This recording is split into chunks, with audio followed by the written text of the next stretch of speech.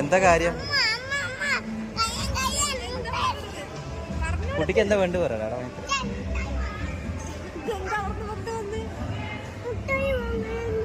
എന്ത് മിഠായി വേണ്ട?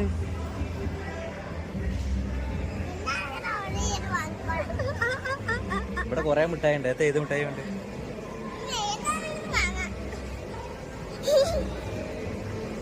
അത് നമ്മുടെ പൈസ.